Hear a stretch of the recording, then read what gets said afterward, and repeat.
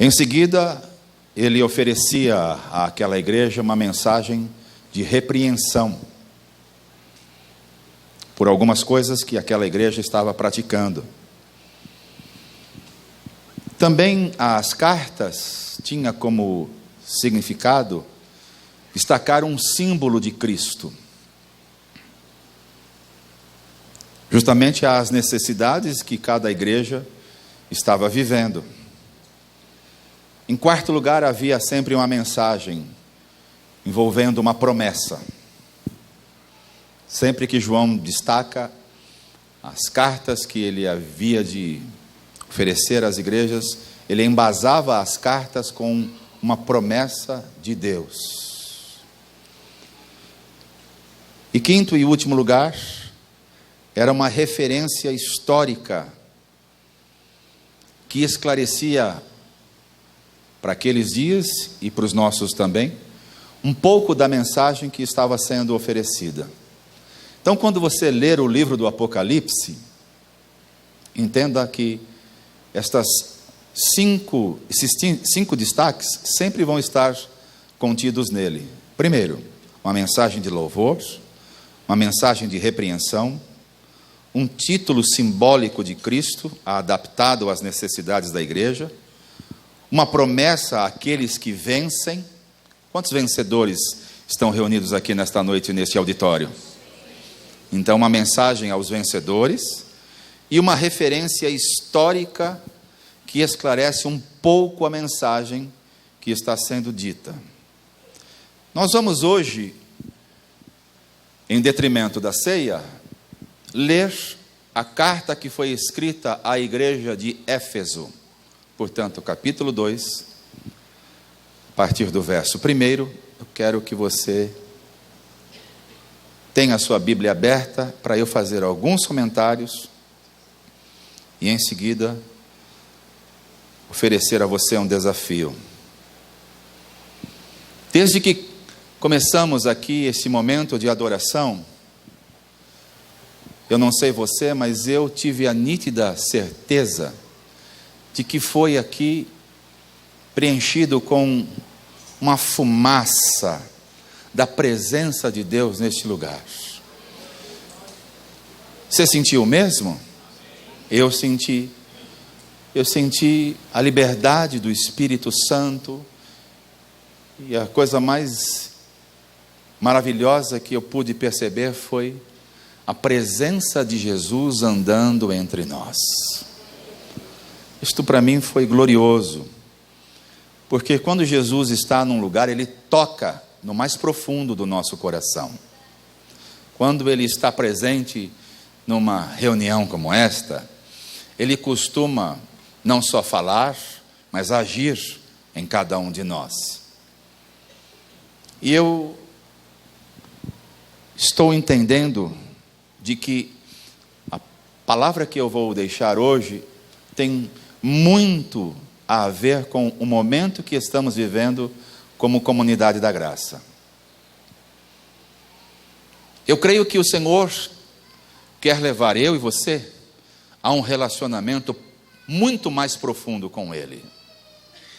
Mas para isto, a gente deve observar as Escrituras e entender o que é que o Senhor está requerendo de cada um de nós. No decorrer da mensagem, vocês vão se deparar com uma experiência que eu tive e que estou desejoso de voltá-la a ter. Os anos se passaram, mais de 30 anos, e pode ter ocorrido, como também em sua vida, um fenômeno. O fenômeno do abandono. Fenômeno do abandono, aquilo que o Senhor está descrevendo nesta igreja de Éfeso, que foi o amor.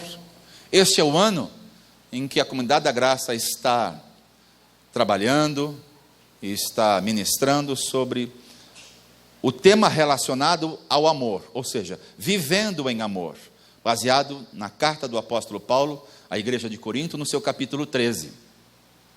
Então a igreja precisa se deparar com as Escrituras e começar a conferir como é que está o amor dela em relação àquilo que o Senhor espera da sua igreja. Quando eu destaco o amor, é justamente quando Jesus se manifesta na sua e na minha vida. É o momento em que você não consegue explicar, você apenas consegue entender de que algo aconteceu. Não há explicação para aqueles que experimentam o amor de Jesus. É quando você, como eu, procurando em vários lugares respostas para muitas questões do meu coração, no dia em que eu me deparei com estas verdades, o dia em que eu fui alcançado por esta tão grande e poderosa salvação da palavra, em que Jesus entrou no meu coração, foi algo inexplicável. Presumo que tenha sido assim com você. Porém, estes destaques que eu estou dando é fruto exatamente daqueles que experimentaram o amor de Deus. Este amor que Jesus oferece não é apenas o amor que salva, mas também é o amor que perdoa, é o amor que eu e você estamos de fato reconhecendo que tornou Ele agora Senhor da minha e da sua vida. É muito mais do que sentimento. E eu quero dar uma boa notícia para você nesta noite, da qual você até já sabe, mas é sempre bom reforçar. Jesus te ama, independente do que você faz. Ele te ama por aquilo que você é. Você já sabia disso? Porque há muita gente traduzindo o amor de Jesus, fazendo coisas. Quando Jesus não vai dar nenhuma conotação exagerada por aqueles fazedores de coisas, mas Jesus vai dar sim destaque especial para aqueles que em verdade são filhos de Deus, são amados de Deus, portanto são aqueles que Jesus tem prazer em ver a vida dele agora manifestando-se em cada um de nós. Imediatamente, você que experimentou esse amor de Jesus, quer estar com Ele. Isto que significa o primeiro amor.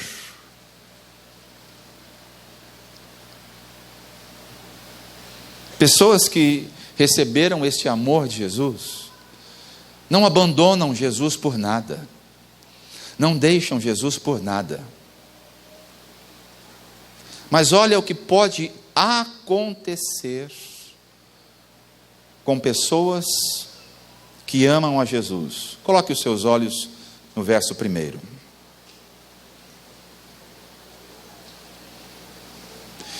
Escreve ao anjo da igreja de Éfeso. Este anjo da igreja de Éfeso é o pastor da igreja local. Portanto, diz respeito a mim e à equipe pastoral desta comunidade. E o que é que Jesus escreve ao pastor da igreja, no caso Éfeso, que estamos lendo? Isto diz aquele que tem na sua destra as 7 estrelas, que anda no meio dos 7 castiçais de ouro. Olha um instantinho aqui para frente. Enquanto eu e você estamos adorando a Jesus, louvando a Jesus, orando, fazendo qualquer coisa numa celebração, num culto como este, é normal Jesus andar entre nós. É normal Jesus ver o que está acontecendo na igreja dele, pois o texto faz menção disto. Aquele que tem as 7 estrelas na sua testa é o mesmo que anda no meio da igreja. Portanto, Jesus está andando entre nós aqui, mesmo sentados, mesmo eu falando, Jesus está aqui vendo tudo o que está acontecendo nesta noite.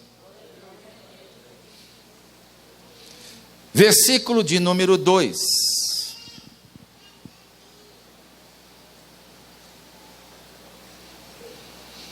Conheço as suas obras, o seu trabalho árduo e a sua perseverança. Sei que você não pode tolerar homens maus, que pôs à prova os que dizem ser apóstolos, mas não são, e descobriu que eles eram impostores. Você tem perseverado e suportado os sofrimentos por causa do meu nome, e não tem desfalecido. Contra você, porém, tenho isto: você abandonou o seu primeiro amor. Lembre-se de onde caiu, arrependa-se e pratique as obras que praticava no princípio. Se não se arrepender, virei a você e tirarei o seu candelabro do lugar dele. Mas há uma coisa a seu favor: você odeia as práticas dos nicolaítas, como eu também as odeio. Aquele que tem ouvidos, ouça o que o Espírito diz às igrejas. Ao vencedor darei o direito de comer da árvore da vida que está no paraíso de Deus.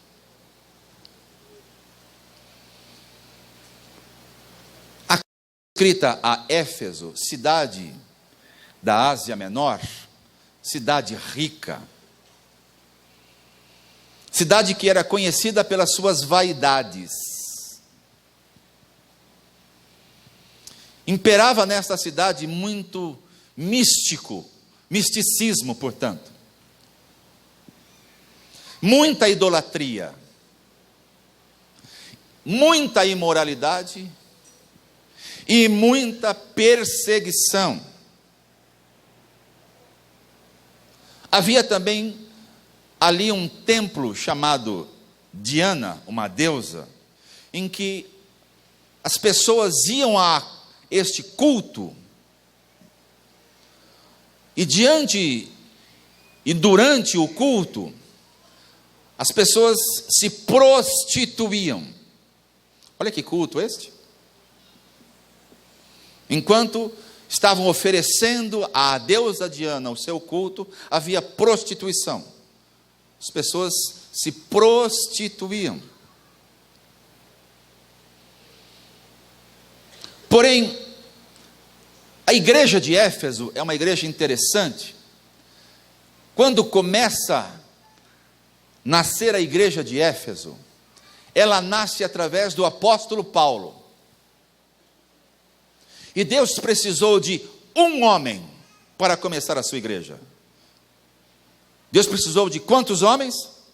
Um homem. E quando o apóstolo Paulo chegou a Éfeso e começou a evangelizar as pessoas, aquela igreja e aquela cidade experimenta o que nós vamos hoje tratar.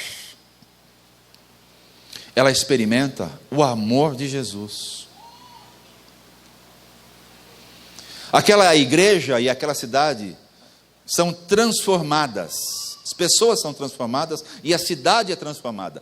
Pena que depois de 35 anos, a igreja de Éfeso e a cidade de Éfeso se perdeu.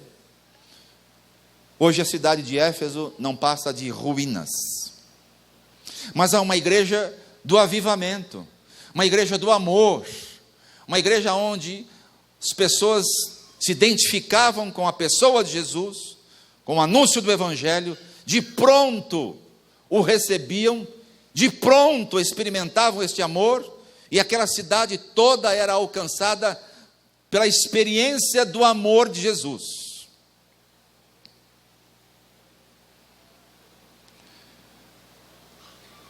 Há um diagnóstico que nós lemos aqui nesta carta, que eu quero detalhar para você. Jesus deixa muito claro que ele não está distante de Éfeso. Portanto, Jesus jamais ficará distante da comunidade da graça. Porque o texto que você leu comigo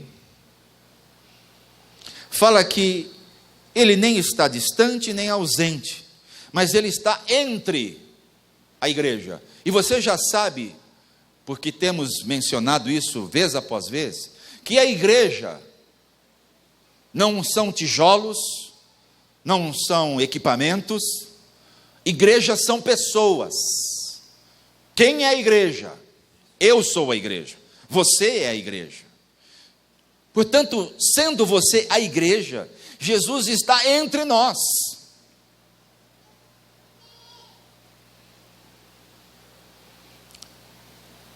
O Evangelho de Mateus reforça esse texto do Apocalipse, no capítulo 18, nos versos 20, diz a Escritura que quando 2 ou 3 estão reunidos no nome dele, ele está no nosso meio. Será que você poderia dizer para a pessoa do seu lado: Jesus está entre nós?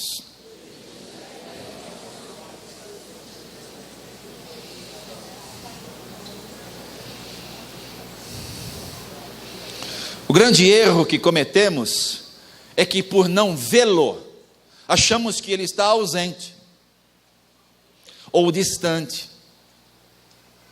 Mas deixe-me dizer aqui o que é que eu e você já conhecemos sobre esta verdade.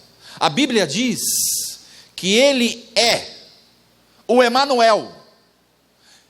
E a tradução da palavra Emanuel significa Deus conosco. Deus presente, Deus entre nós. Eu não sei se você já tomou conhecimento, mas eu leio muito, ouço muito. Eu já ouvi de pessoas que, por conta da necessidade do local, Jesus apareceu fisicamente entre algumas pessoas. Eu nunca tive esta experiência, gostaria de tê-la.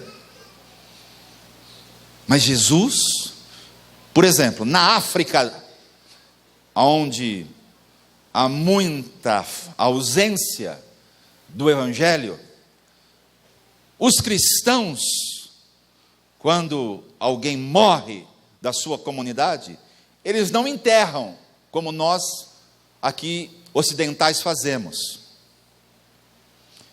Eles passam em vigílias, orando a Jesus, pedindo que Jesus ressuscite os mortos. E em muitos casos Jesus já fez isto. Prova evidente de que Jesus está entre aqueles que amam profundamente Jesus. Mas o diagnóstico desta igreja começa assim. Diz que aquela igreja tinha obras, portanto, havia nela doutrina.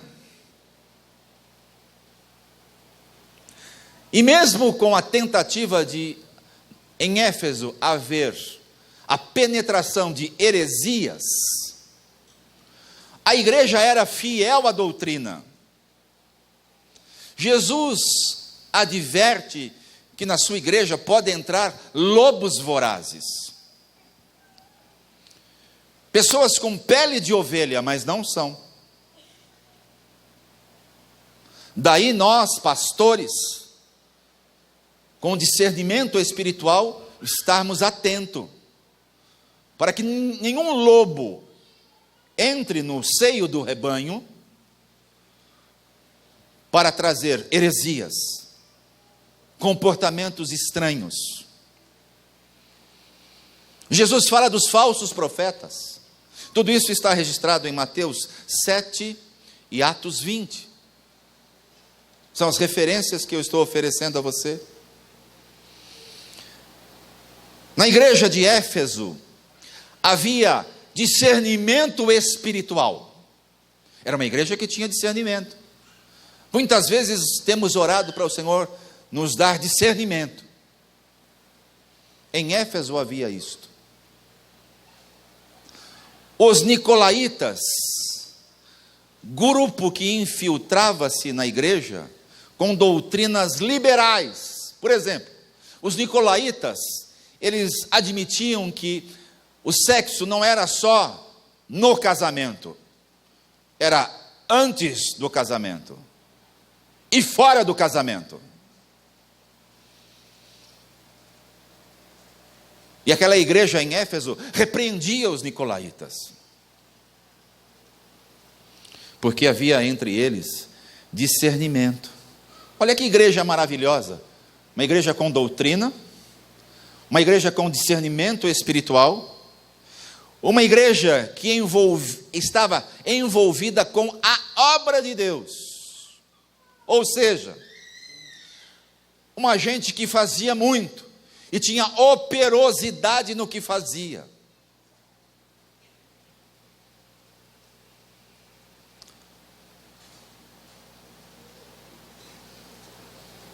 Eu costumo ver a igreja dos nossos dias hoje como uma igreja cujas pessoas não querem pensar.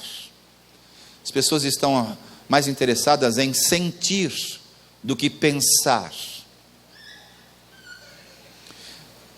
Pessoas que hoje não estão procurando o evangelho da cruz, e sim o evangelho das facilidades. É a igreja dos nossos dias. Em Éfeso havia doutrina, havia discernimento, havia obras. E se nós já sabemos, até o momento, que a igreja somos nós, eu queria perguntar para você e para mim, aonde estão os nossos frutos? Por conta de ter experimentado o amor de Jesus. E aqui eu vou então chegar ao cerne do texto. Depois do diagnóstico, Jesus então trata de mostrar o que faltava em Éfeso. Verso de número 4 diz que Jesus tinha contra a igreja de Éfeso apenas uma coisa: aquela igreja havia abandonado o seu primeiro amor.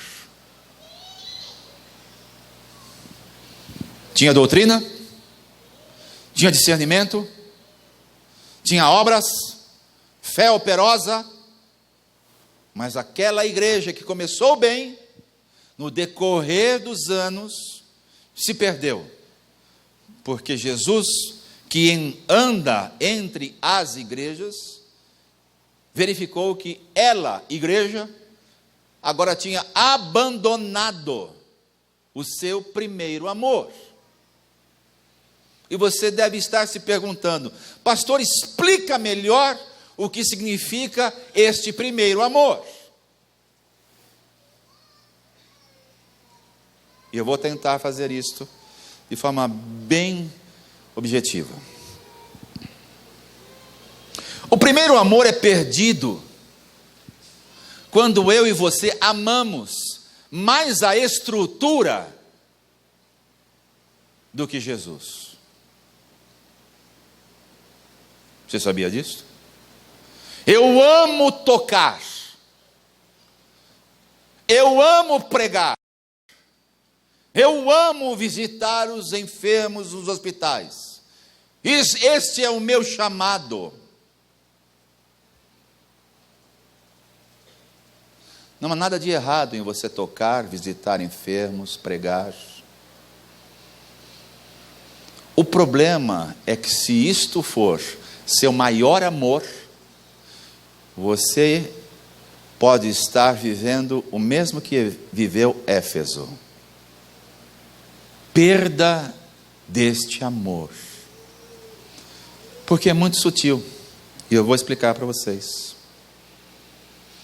Perdemos o primeiro amor quando não mais amamos a sua palavra. Quando esta palavra, você e eu nos deparamos com ela apenas quando estamos reunidos aqui aos domingos. Durante a semana você não lê, você não medita, você não separa tempo para esta palavra. Perdemos o primeiro amor quando não separamos mais o nosso tempo diário para orar. Aquilo que fazíamos no início da nossa caminhada.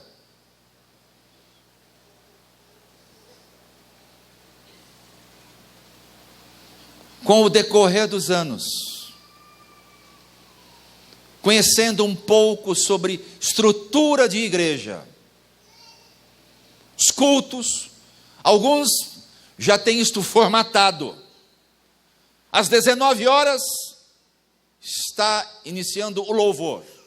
Eu não preciso chegar às 19, posso chegar às 19h30 porque é o que me interessa, a palavra. Após as 19h30 vem então a vida da igreja, os comunicados, os avisos, os desafios. Isso também não me interessa. Pessoas semelhantes a estas, sem saber, perderam seu primeiro amor. Porque não era assim no passado. Pessoas que chegavam para uma reunião e não perdiam a hora. Talvez você se identifique com o que eu estou falando. Pessoas que se dispunham a fazer muito mais do que estão fazendo hoje. Perdemos o primeiro amor quando ficamos com ressentimentos e picuinhas e não andamos mais em unidade. Não gostei do meu irmão, do que ele falou para mim. Ora, veja se isso pode acontecer entre nós. Perdeu o primeiro amor. Perdemos o primeiro amor quando deixamos de depender do Espírito Santo. Porque afinal de contas, com o passar do tempo, você já sabe, e eu também.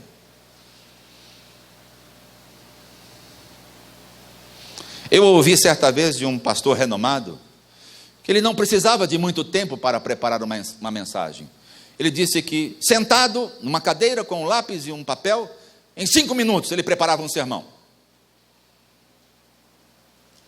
E eu me perguntei, e cadê o tempo para buscar a Deus, para ouvir a Deus, para se consagrar?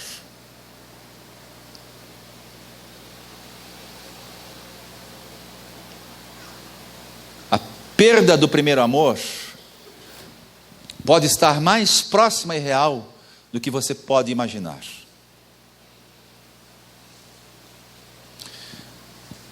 Quando me converti, e aqui vai uma experiência pessoal,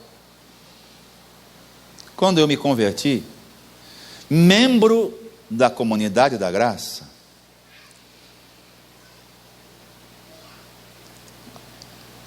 ainda tendo uma empresa para cuidar e dar os destinos a ela, eu logo tomei conhecimento de que a comunidade da graça tinha um trabalho evangelístico no centro do professorado paulista, às segundas-feiras, por volta de 18 horas. Esse horário, não é, Wagner? 19 horas. Como o auditório era pequeno, acomodava aproximadamente umas 500 pessoas, fazia-se filas enormes na Avenida Liberdade. Os primeiros 600 entravam, os demais voltavam para casa. Eu, membro da Comunidade da Graça, novo convertido, amando Jesus desesperadamente, eu deixava a minha empresa, delegava responsabilidades para outras pessoas, com o desejo de não faltar em nenhuma segunda-feira. E eu ia aos cultos, aos domingos, manhã e noite. E para não bastar, eu tinha tanta sede e amor por Jesus, que eu sabia que havia um culto de quarta-feira à tarde, intitulado Tardes da Bênção. Na ocasião era realizado pelo pastor Osmar, pois eu dava um jeito de ir às quartas-feiras à tarde. Me lembro que quando desci as águas do batismo, ao sair pela escada, recebi num papelinho de pão o endereço da minha nova célula, sem saber quem era o líder, sem saber qual era o lugar, só tinha o endereço e o horário, pois na quinta-feira próxima, eu, minha esposa e minha filha, estávamos lá. Fui conhecer o meu discipulador, que se tornou futuramente pastor José Diniz, hoje pastor da nossa comunidade em Guarulhos. Não contente, comecei a saber que a Comunidade da Graça tinha uma vez por ano uma conferência nacional, onde todos os pastores, todos os líderes se reuniam para serem ministrados, e naquela ocasião, como é hoje, sempre trazemos preletores do mais alto nível, mas aquele projeto era somente para pastores, e eu não era pastor, eu era membro da Comunidade da Graça, eu participava da célula, eu ia aos cultos e ia no centro do professorado paulista. Soube por intermédio de um líder que haveria uma possibilidade de eu ir em uma das noites, lá na região de Parelheiros, um lugar ermo. Os pastores estavam todos reunidos lá durante a semana, e às noites eu soube que este líder estaria lá, e eu me convidei, disse: me leva, eu desejo, quero aprender, quero crescer, quero poder servir mais e melhor, e quero amar mais e melhor o meu Jesus. E fui. E no decorrer dos anos, todos esses episódios que eu fui contando a você, foram sendo tão importantes para mim. Porém, me deparando com estruturas, me deparando com circunstâncias, eu comecei a ser mais cauteloso. Talvez seja isto que esteja acontecendo com você. Talvez você entra para uma reunião como esta, diz assim: o texto que ele está lendo, eu já sei onde ele quer chegar. Eu já li, eu já preguei inclusive sobre isto. Este é um bom indicador de que você hoje precisa, como recomenda aquele que está falando com o anjo desta igreja, voltar ao seu primeiro amor.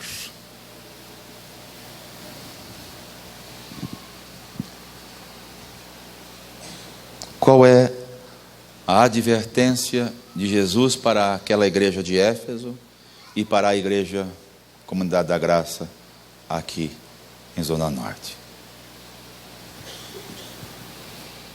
Verso 5. Lembra-te, pois, de onde caíste. aonde foi que cada um de nós caiu? Aonde foi? Lembra-se de Jesus contando a parábola da dracma perdida? Da pessoa que deixou uma moeda cair pelo chão e fez de tudo para encontrá-la. É exatamente isto que Jesus espera da sua igreja, que você faça de tudo para encontrar e para ter de volta este primeiro amor. Falo a você que não converteu ainda, talvez esteja aqui hoje pela primeira vez, nem cristão, nem evangélico e nem convertido é. Você pode hoje ter a grande chance de experimentar este seu primeiro amor. Mas você também pode, como convertido que é, resgatar e restaurar o seu primeiro amor.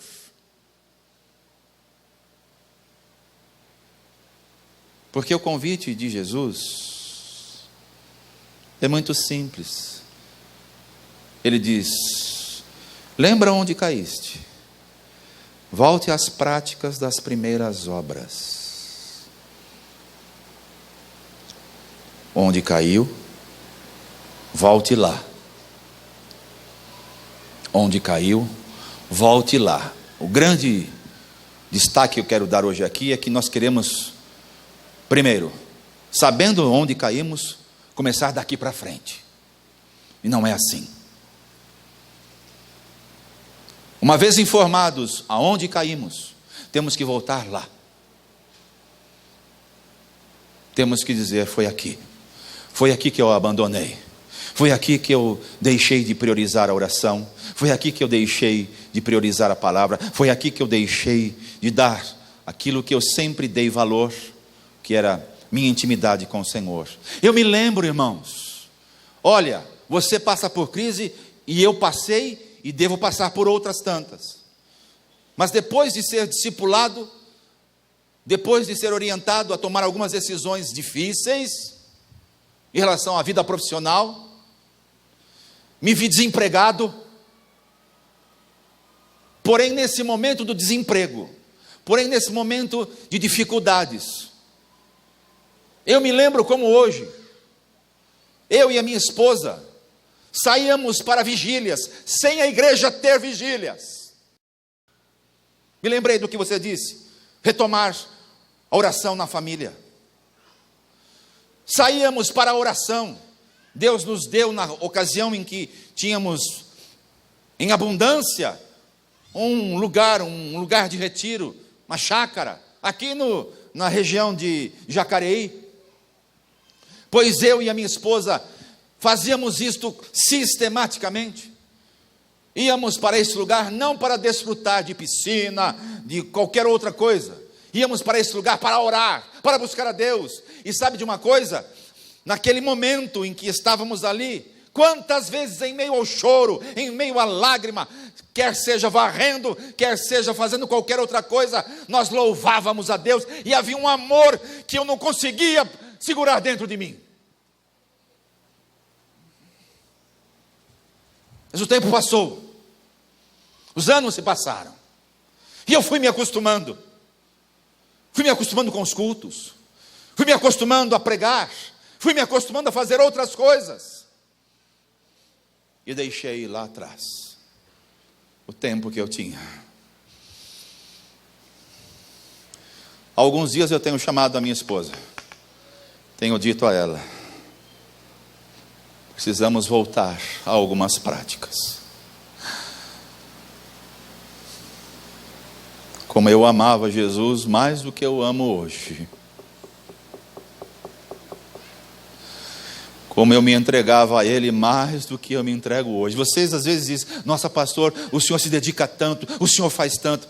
Vocês não me viram fazer o que é que eu fazia lá no início, sem medir esforços. Hoje eu fico assustado.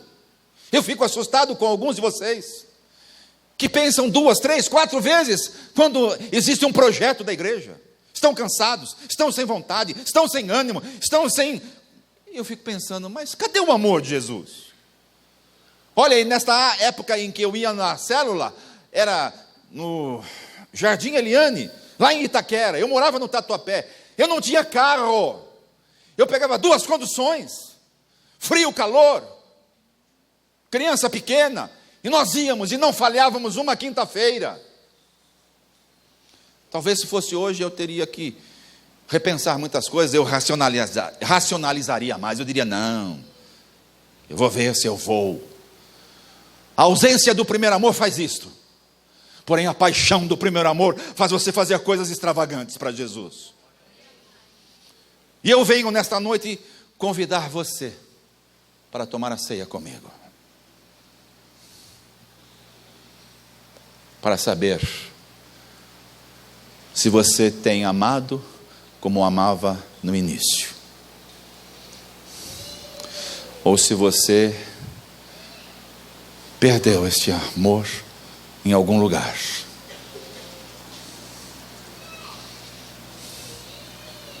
Perdeu em algum lugar. Sabe por que Jesus nos convida a voltar para o seu primeiro amor? Preste atenção nisto. Porque Jesus quer restaurar você. Quer restaurar para os casados seu casamento. E quer restaurar a sua família.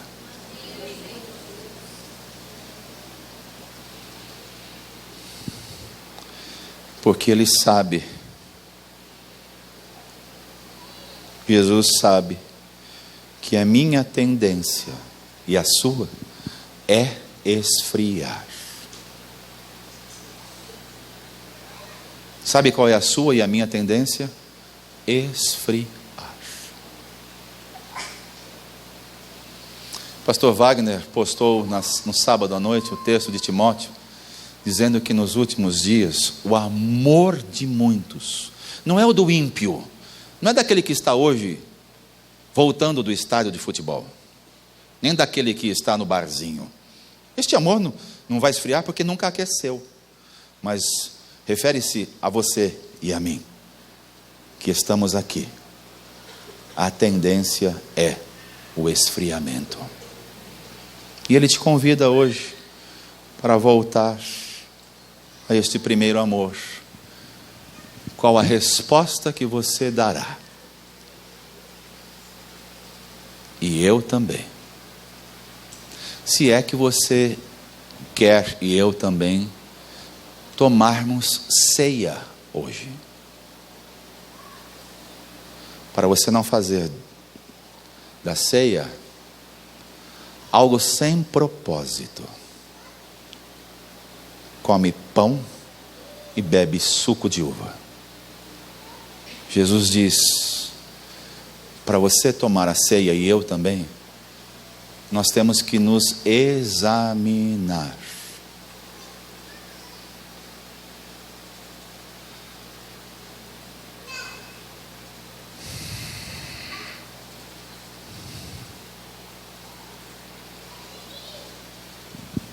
Esta igreja que eu estou lendo com você, Jesus encerra a sua fala dizendo: quem tem ouvidos, ouça. Sabe o que aconteceu com Éfeso? Não deu ouvidos.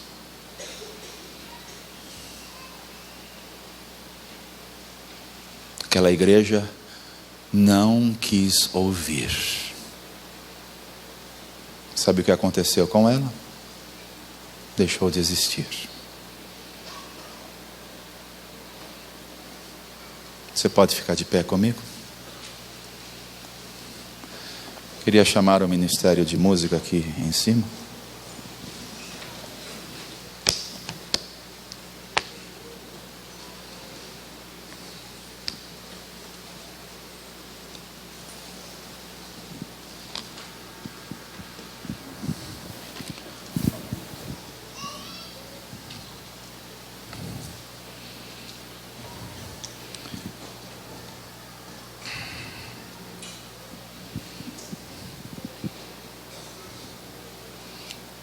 doutrina, discernimento, obras. E Jesus disse: vocês perderam o primeiro amor.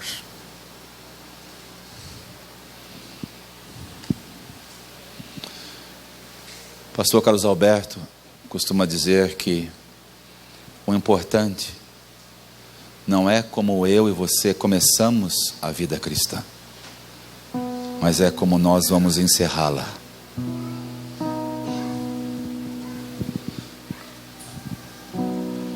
Para quem está começando, a grande chance: viva intensamente o amor de Jesus. E para quem já experimentou e por alguma razão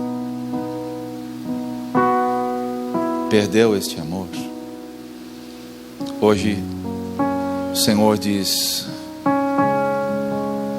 ouça-me, ouça-me, mude de atitude, volte às práticas, volte às práticas que você tinha lá no início. Lá no início.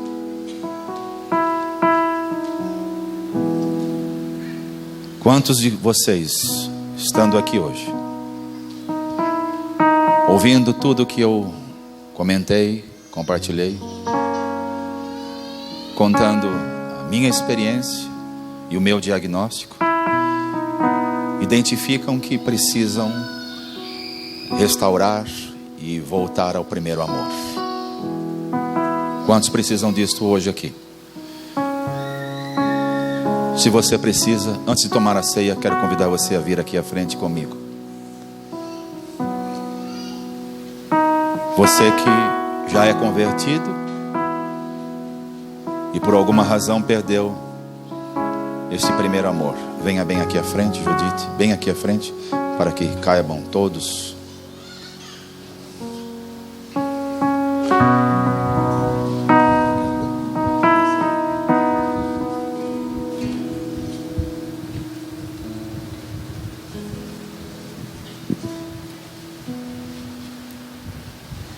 O maior pecado que a igreja pode cometer, e quando eu falo igreja, novamente eu reforço você e eu, o maior pecado que a igreja pode cometer é não amar Jesus como amava no início.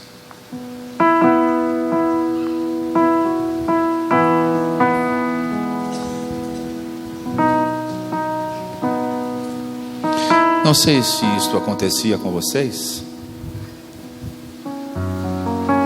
mas eu me lembro que quando eu, sentado ouvindo a pregação,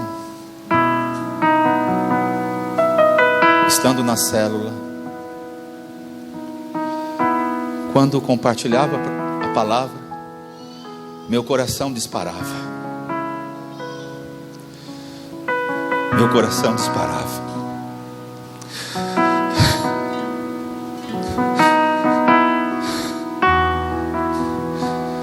Quero sentir isso de novo.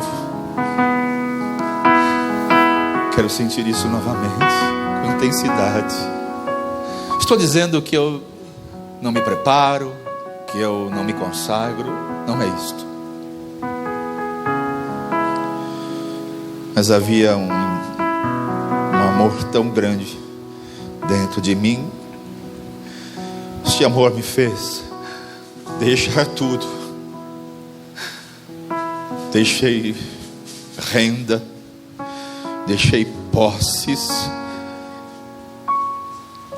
fui servir a Deus lá no norte do Paraná. Deixei amigos, deixei o Wagner, deixei o Osmar, deixei o meu pastor. Fomos eu e a Nádia e a minha filha servir a Deus lá no norte do Paraná. Vamos servir a Deus com um coração agradecido. Lutas, vocês não podem imaginar. Primeiro culto que eu preguei na igreja em Londrina, havia uma goteira bem em cima do do púlpito, preguei de guarda-chuva. Hoje nós temos ar-condicionado, a igreja está se preparando para receber melhor as pessoas, e eu estou lhe perguntando: cadê o amor?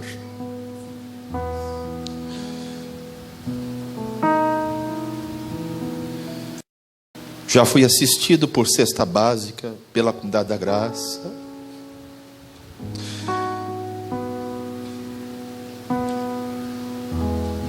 Mas havia muito mais amor no meu coração. Com o passar do tempo, a gente parece que vai ficando meio cauterizado.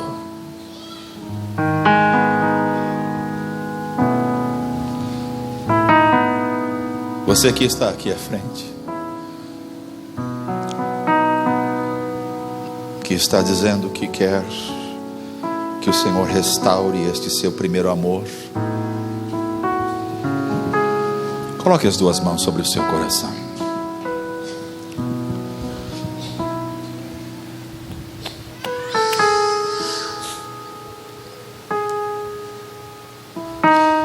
E diga para Jesus, não diga para mim, diga para Jesus que você quer de volta este seu primeiro amor.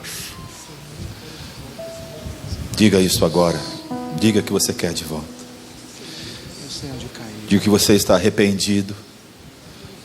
Diga que você está arrependido. Diga isto. Diga: você está tão arrependido, tão envergonhado. Passaram-se os anos. Em vez de você ter mais amor, você tem menos amor. Diga a Jesus que você quer de volta na sua vida. Não é para você orar pelo marido, pela esposa, pelos filhos, é para orar por você. E diga: Jesus, eu quero de volta. Jesus, eu preciso novamente deste amor. Amor que batia tão forte dentro de mim, que me impulsionava a fazer coisas que hoje eu não faço mais. Digam todos assim comigo: Pai querido, hoje eu ouvi sobre a igreja que o Senhor anda e que o Senhor vê. E hoje também eu diagnostiquei que este amor que um dia eu recebi da parte de Jesus, o teu Filho, por alguma razão ele se perdeu. Tem misericórdia de mim. Me devolva este primeiro amor. Quero amar como antes. Quero expressar amor como expressava no início. Faz de novo, Senhor, esta obra em mim. Eu te peço, em nome de Jesus, teu Filho amado, Senhor da minha vida. Amém. Sabe o que acontece quando a gente ora com sinceridade? Normalmente o Senhor ouve. E normalmente o Senhor restaura. Quando a gente com sinceridade diz sobre qualquer assunto, hoje em específico sobre voltar ao primeiro amor. Quando Jesus restaura, Ele começa a dar a mim e a você práticas do que você fazia, mas agora com a consciência de que com este amor restaurado você vai fazer muito mais, e eu também. Amém? Fale para o seu irmão: hoje o Senhor restaurou na sua vida aquilo que é de mais importante que o emprego, mais importante que devolver a sua saúde. Restaurou o seu amor. Vá abraçando essas pessoas que estão próximas a você, dizendo: o Senhor fez isto hoje na sua vida. E vamos voltando para os nossos lugares. Eu tenho crido no meu coração. O Senhor me quer de volta naquela simplicidade, naquela naturalidade.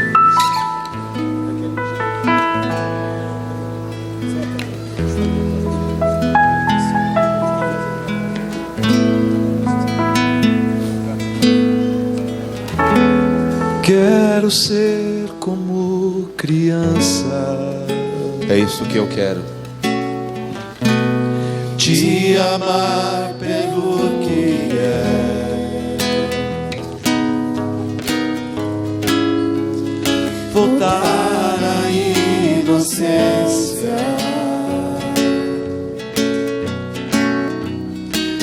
Acreditar em ti. Mas às vezes sou levado pela vontade de crescer. Torno-me independente e deixo-me simplesmente crer.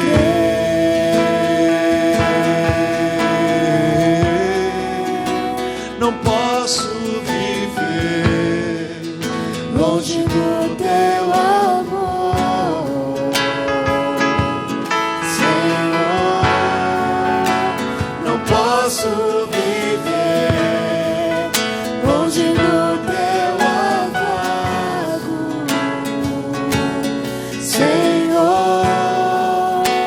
Não posso viver longe do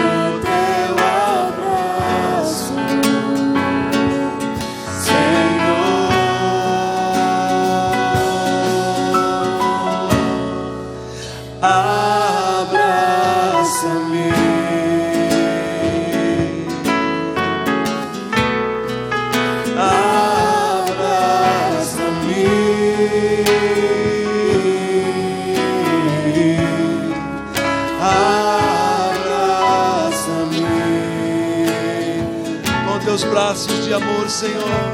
Com teus braços de amor,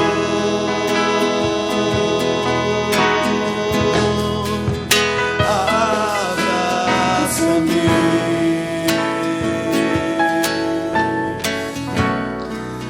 Abraça-me.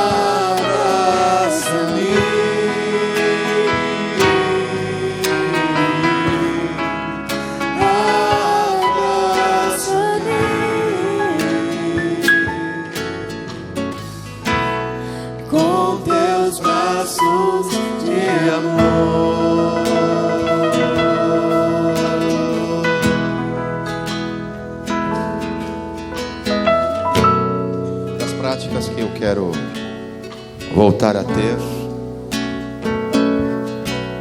com muito mais intensidade é amar pessoas que representam muito na minha vida. Amar a minha esposa. Queria convidá-la a subir aqui.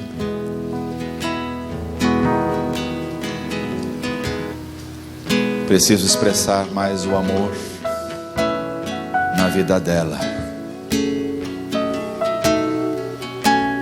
Quero poder expressar melhor o amor a alguns discípulos que estão caminhando comigo e que têm demonstrado muito amor por mim, pela minha casa, pela Igreja de Deus.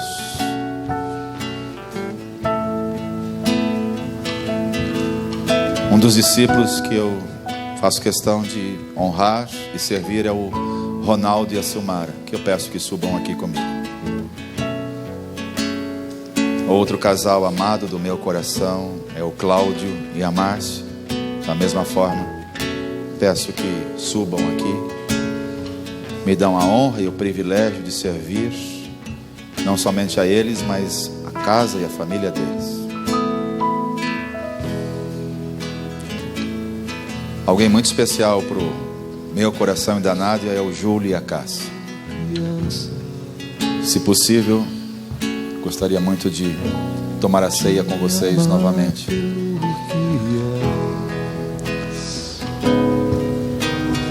Destaco o pastor Wagner, que neste último ano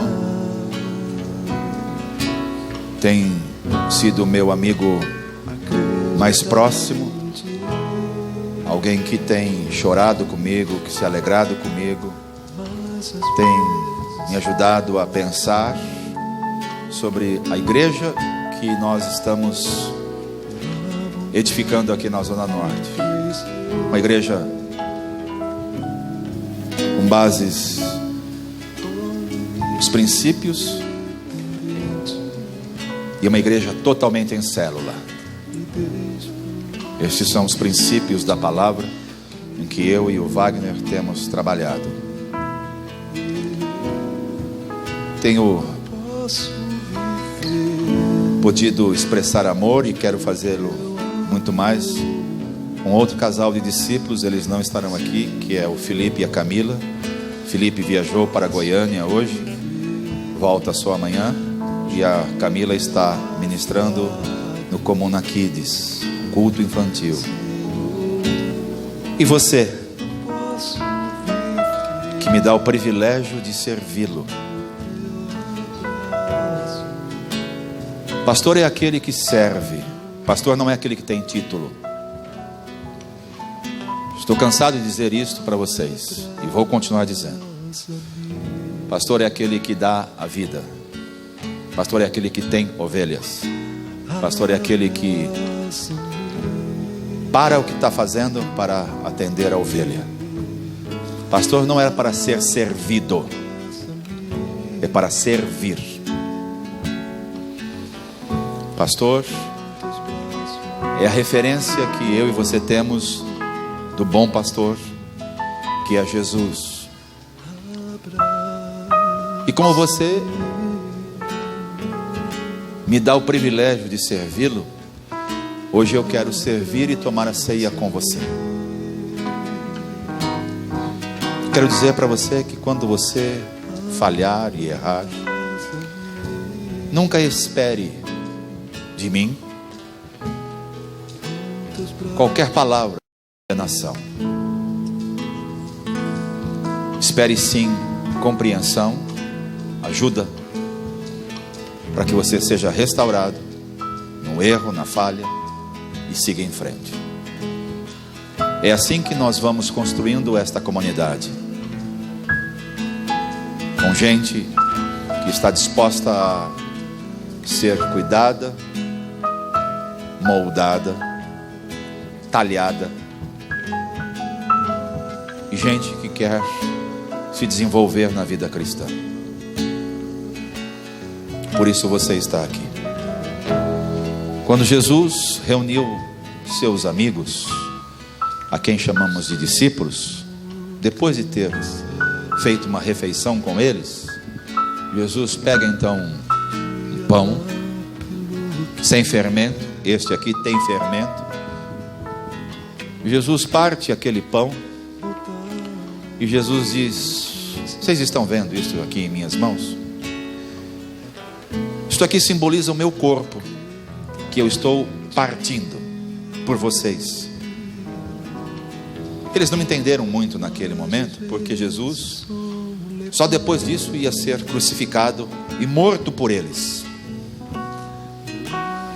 Hoje eu quero tomar a ceia com você, com esse mesmo significado. Eu tomo a ceia partindo a minha vida com você. Significa que eu quero me doar a você. Quando eu falo eu, é eu e todo este time aqui, ó. Eu e todos os líderes que o Senhor tem levantado nesta comunidade. Ninguém aqui foi chamado para ser servido. Me refiro a líderes e pastores. Foram chamados para servir, para dar a vida. Eu quero tomar a ceia hoje com todos vocês, a quem eu tenho o privilégio de servir e de me doar. Por isso eu quero pedir a gentileza destes meus irmãos que estão com a bandeja, levantarem agora este pão nas bandejas e eu vou consagrá-los. Senhor, eu creio que assim como Jesus foi levantado naquele madeiro para que todos fossem atraídos a Ele, a fim de que morressem juntamente com Ele. É isto que estamos fazendo hoje ao tomar o pão. Estamos declarando que aquela morte não foi simbólica e nem apenas de Jesus. Ele morreu a morte de cada um de nós. E por isso hoje temos identificação na morte de Cristo. Fazemos menção disto, Senhor, e tomamos o pão, declarando que estamos crucificados com Cristo. Estamos verdadeiramente crucificados com Cristo. Amém. Então eu vou pedir uma gentileza. Você vai receber a partícula de pão aí no seu lugar. Você vai receber, vai aguardar até que todos recebam e depois nós vamos comer juntos. Recomendo que você não dê este pão a crianças e àqueles que ainda não confessaram a sua fé pública, ou seja, não passaram pelo batismo. Então você aguarde uma próxima ocasião para que você então coma e beba com os demais. Vamos servir então as ovelhas. Quero ser como criança. Levante a voz, amado, seja a nossa oração. Te amar pelo que é,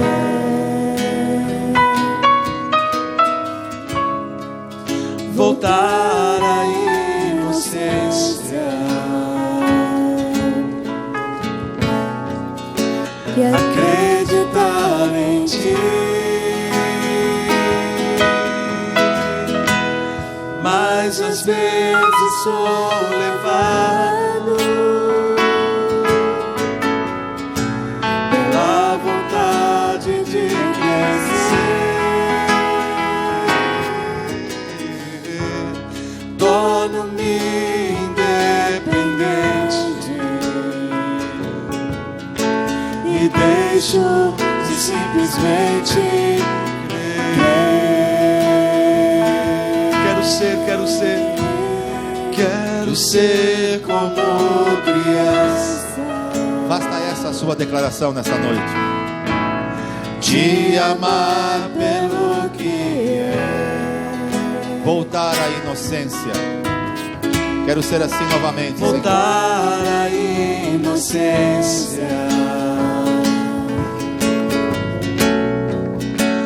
acreditar em ti. Mas às vezes sou levado pela vontade de crescer.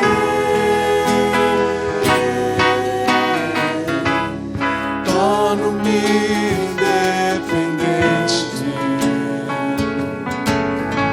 e deixo de simplesmente crer.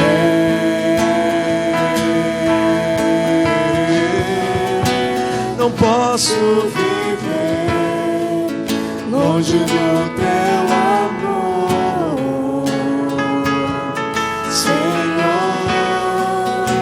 Não posso viver longe do teu afago, Senhor. Não posso viver longe do teu abraço, Senhor.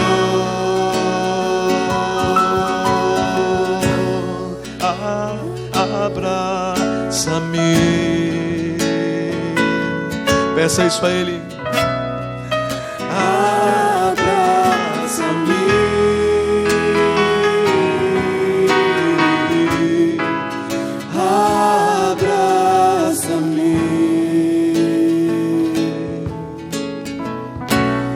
Com teus braços de amor. Levante essa partícula em suas mãos. Olhe para ela, não feche os olhos. Olhe para ela. Diga assim: Jesus amado. Jesus amado, Que bom que bom saber que vens viver em mim. saber que vens viver em mim E me dás a chance e me dás a chance de expressar a tua vida. Porque um dia, a vida que eu tinha, eu a perdi. Naquela cruz, quando o Senhor morreu por mim. Como deste pão, lembrando este feito. Amém. Olha, você vai comer o pão e depois, se você quer saber como é que se abraça Jesus, aí você vai ficar em pé e abraçar quem está do seu lado direito ou esquerdo, e você vai entender que Jesus será abraçado através da vida do seu irmão. Amém? Coma o pão. Aleluia, Senhor.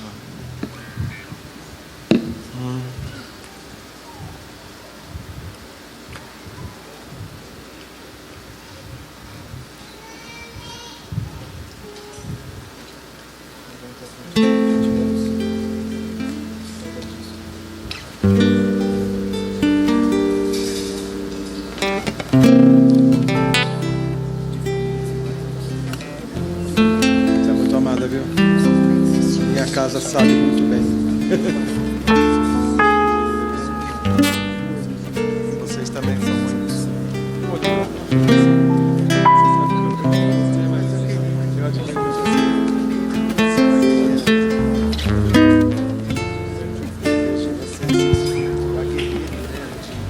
Abraçou Jesus?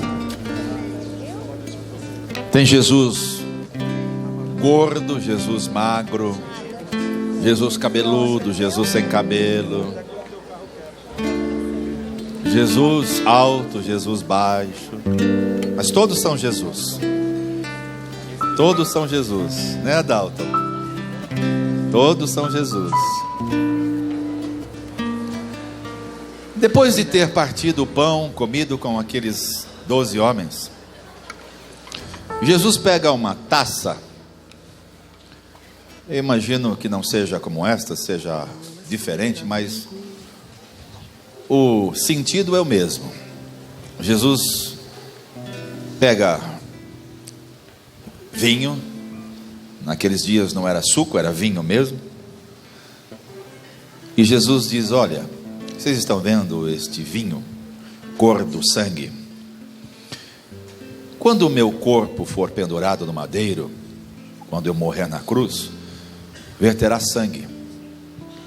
Aquele sangue vertido é exatamente o símbolo da aliança que eu farei com vocês. Na morte eu estou declarando que vocês morrem comigo, mas aqui no suco, no vinho, no sangue, eu estou afirmando que eu tenho uma aliança com vocês. É uma nova aliança. Não é uma aliança qualquer, é uma nova aliança.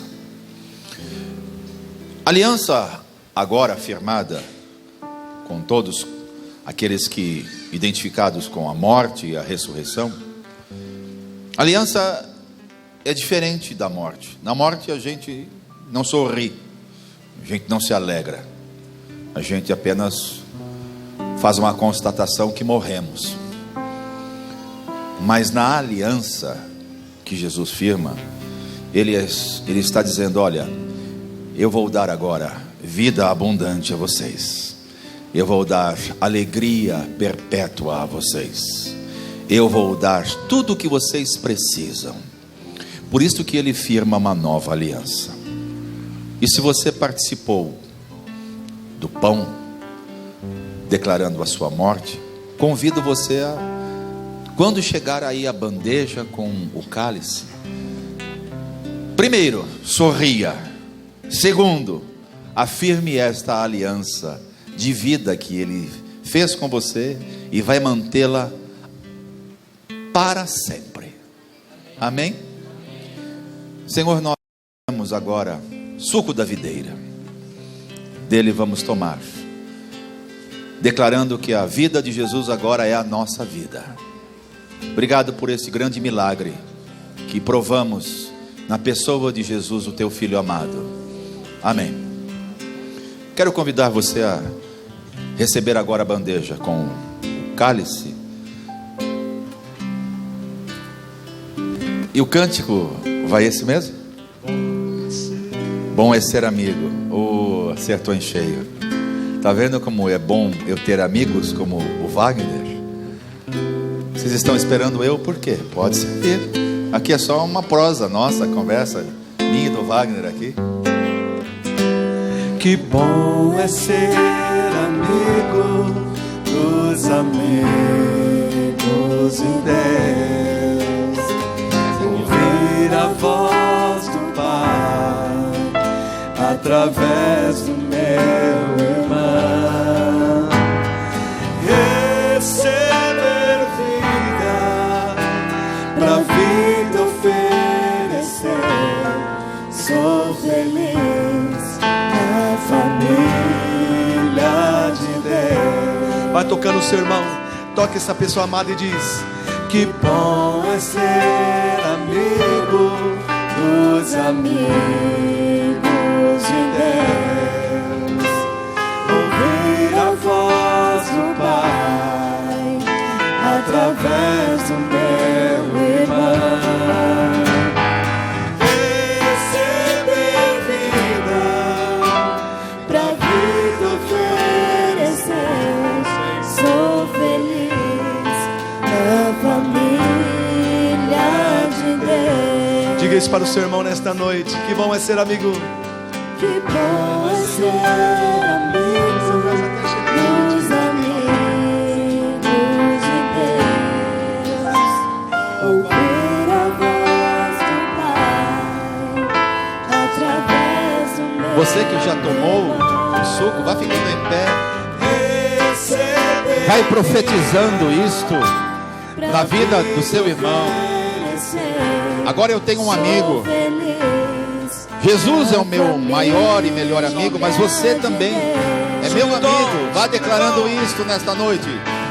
Que bom é ser amigo dos amigos de Deus, ouvir a voz do Pai através do meu irmão, receber vida, pra vida oferecer. Sou feliz na família de Deus. Declare para o seu irmão nesta noite, declare: que bom é ser amigo dos amigos de Deus. Olhe para Jesus que está do seu lado. Para Jesus, sempre fala comigo através de você.